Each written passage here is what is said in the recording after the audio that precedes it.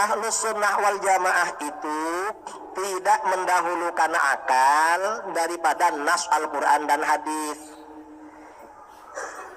Yang betul bagaimana Ahlus sunnah wal jamaah itu memahami Al-Quran dan hadis itu menggunakan akal. Wahabi tidak menggunakan akal. Mengapa begitu? Ini Wahabi. Wahabi ketika dialog, saya pernah dialog dengan Wahabi di Surabaya sama di Malaysia. Saya bilang, ayat yang muhkamat menurut Ahlus sunnah wal jamaah adalah ayat surat Al-Ikhlas.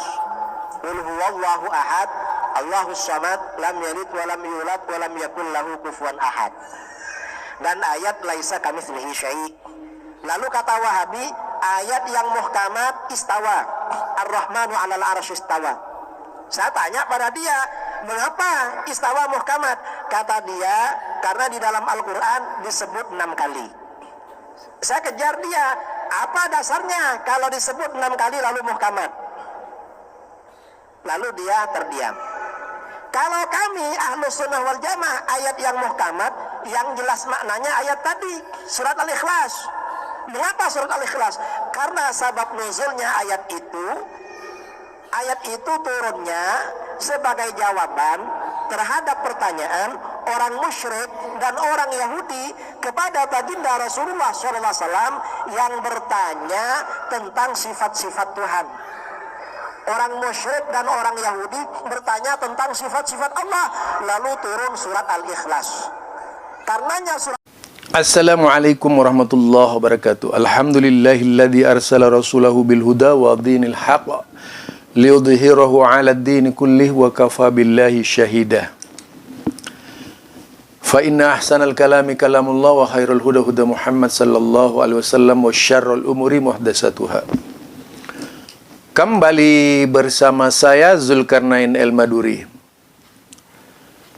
Kesempatan berikut ini ingin mengangkat tema berkaitan dengan akal.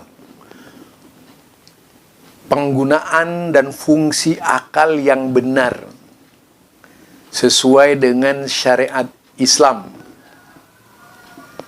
Akal yang benar sesuai dengan syariat Islam. Sebagaimana yang disampaikan oleh Idrus Ramli menanggapi sahabat salafi yang dikenal oleh mereka dengan istilah Wahabi. Kalau Aswaja itu menggunakan Al-Quran, menggunakan sunnah, juga kemudian akal. Yang kedua, akal itu seolah pembenar. Jadi akal itu seolah-olah pembenaran terhadap yang diproduksi oleh Al-Quran dan sunnah Nabi. Dalam pemikirannya seperti itu. Dalam sebuah pendapatnya dia katakan bahwasanya kalau Wahabi tidak mau, bahkan murni tidak pernah mengikuti Al-Quran As-Sunnah, apalagi berakal. Orang Wahabi itu tidak berakal. Sebagaimana yang diucapkan oleh Idrus Ramli, harusnya sebagai seorang ulama lebih hati-hati. Saya yakinnya memang tidak pernah membaca kitab yang ditulis oleh para ulama-ulama sebelumnya, karena referensi yang dipakai oleh Idrus Ramli itu referensi dari kelompok Asy'ariyah, mematangkan diri dari kelompok Asy'ariyah. Sama sekali tidak membuka kitab-kitab seperti kitab yaitu Utsman Ad-Darimi dan sebagainya.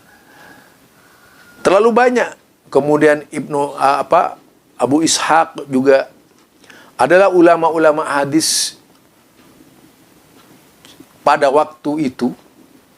Ya, ini sebelum munculnya Imam Taimiyah, Ibnu Taimiyah dalam hal ini. Sudah banyak pemahaman-pemahaman yang benar berkaitan dengan akidah. Kalau mereka mau menggunakan akal sebagaimana yang dikatakan oleh Idrus Ramli, sudah pasti akan banyak takwil-takwil mereka terhadap hadis-hadis Rasulullah sallallahu alaihi wasallam. Kenyataannya hampir seluruh ulama hadis itu tidak mentakwil berkaitan dengan sifat Allah. Jadi al-aqidah ashabul hadis, yaitu i'tiqad ashabul hadis, semuanya tidak ada yang mentakwil sebagaimana yang diakal-akali oleh Idrus Ramli, ya. Misalnya contoh saja ketika istiwa diartikan sesuai dengan akalnya manusia, tak mau menerima dari ulama-ulama yang berbeda dengannya. Karena setiap yang berbeda dengannya pasti dicap Wahabi. Padahal ulama-ulama dahulu kala banyak sekali yang lahir sebelum Ibnu Taimiyah. Itu mungkin bagi Idrus Ramli akan disebut mujazzim, jadi mujassim. Akan disebut tajsim, yaitu menjisimkan Allah. Sebagaimana juga yang dilontarkan oleh Kiai Hadub Somad itu. Ketika menyebut tangan. Karena memang banyak ulama-ulama ketika itu misalnya menyebut tangan. Allah punya tangan, tapi tidak serupa tangan manusia. Allah punya kaki, tapi tak serupa kaki manusia. Ini nggak cukup bagi Abdus Samad. Karena bagaimanapun sebutan-sebutan itu dikatakan mujassim. Seolah-olah ulama-ulama dahulu kala itu yang masuk kategori mujassim itu banyak. Dari kalangan salaf itu. Dari kalangan ulama-ulama yang mengikuti salaf. Sedangkan mereka, kaum Asy'ariyah, hampir tidak ada satupun sifat Allah yang tidak ditakwil itu.